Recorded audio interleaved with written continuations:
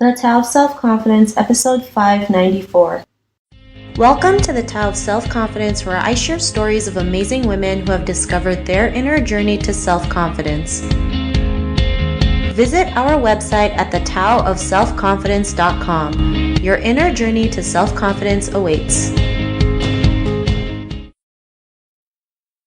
Well, hello friend. Welcome to the Tao of Self-Confidence, where I share stories of amazing women who have discovered their inner journey to self-confidence. I'm your host today, Sheena Yap Chan, and today I have a phenomenal lady on the show today. She's a former TV news producer who recently quit to pursue her passion of going on YouTube full-time, and I'm really excited to have her on and share her story with us today on self-confidence. So without further ado, I'm going to introduce you to Jennifer Moore. Jennifer, how are you today? Maybe you can fill in a little bit more about yourself to our listeners. I'm great. Thank you so much for having me, Sheena. So I am 35. I used to be a TV news producer for the last 15 years. And about 10 months ago, I actually quit my job, walked away because I'd been doing YouTube on the side. And I really felt called to pursue that full time and keep going with that and growing. And I also have a real passion for new media. And I felt working in traditional media wasn't getting me there. So it felt so good to do it, and I've had no regrets since. So if you're out there and you're looking to do something else, find a way to make it happen and you'll be much happier. Thanks for sharing that. You know, it's not always easy to leave something that you've done for so long to pursue something new, right? Especially when people are going to be like, why would you do that? It's nuts. You know, you had, a great job. Why would you quit, right? But when it's your calling, you'll know, like you mentioned, like you just know and you just go out there and do it. So I think that's great that you're able to do that. And Jennifer, what's your cultural background? So I'm a Korean adoptee. I was raised in Western New York, suburb of Buffalo, and I was raised by two Caucasian parents. So it was definitely not a very diverse area, and it was a bit tough growing up there. Thanks for sharing that. And what would be your favorite self-confidence quote? I didn't have one to begin with, but I'm a huge Gary Vaynerchuk fan. And one thing he says all the time is go all in on your strengths, meaning don't focus too much on the stuff you're not good at, but really hone in on what you're talented at, what you're really great at, and really build something around that. And I think that's great advice because in my situation, I'd been making videos and I've been producing things my entire life. And that kind of led me up to this point. Thanks for sharing that great quote. And in your own words, how do you define self-confidence?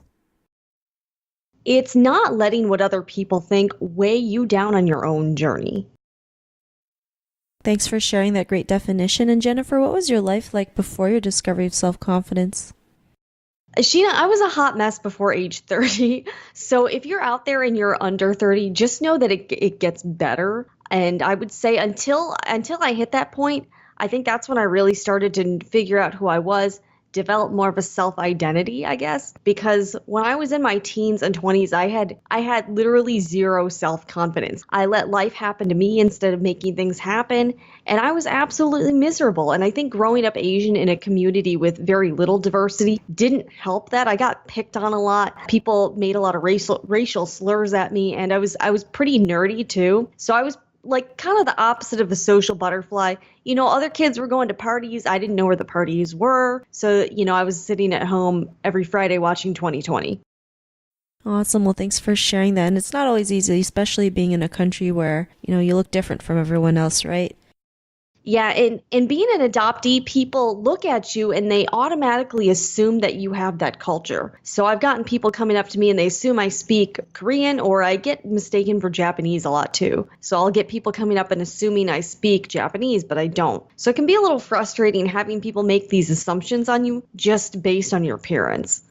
Yeah, I totally agree. I know what you've been through because a lot of people think I'm either Korean or some other form of Asian. And then you get the question, where are you from? And you know what they mean, but you're like, that's really kind of tacky. And just meeting you, that's probably not something you should ask somebody. Yeah, I totally agree. So I know what you've been through. But what was that point in your life when you realized you can go out there and be who you are today, especially, doing something on your own? That like I mentioned, it's not always easy, but it's very rewarding. But what was that aha moment?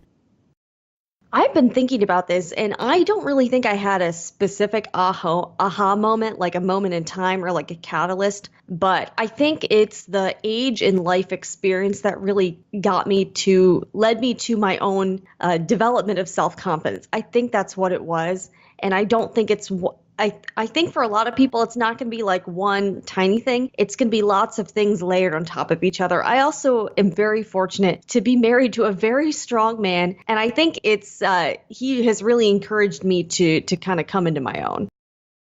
Thanks for sharing that. And, because of what you've been through and the life experiences that you've gone through, what's your life been like now?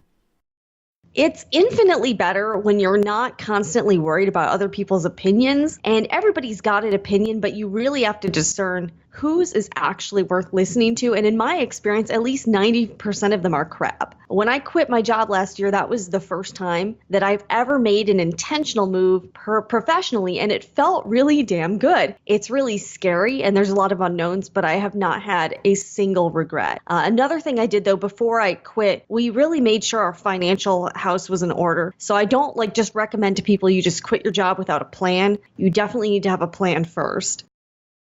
Thanks for sharing that. And, it's always the best feeling when you can go out there and do what you love, create your own path versus what you're told to do, what you think is good for you, but it's not, right? And you'll know, right? Your intuition will tell you, you'll have signs knowing that that's not your path. You're meant to do another path. And like you mentioned, it's scary and we're always so scared of the unknown, but it's all worth it in the end. And, to the woman who's listening to your episode, she may be in her own journey to self-confidence. What would be that one tip you would give to her?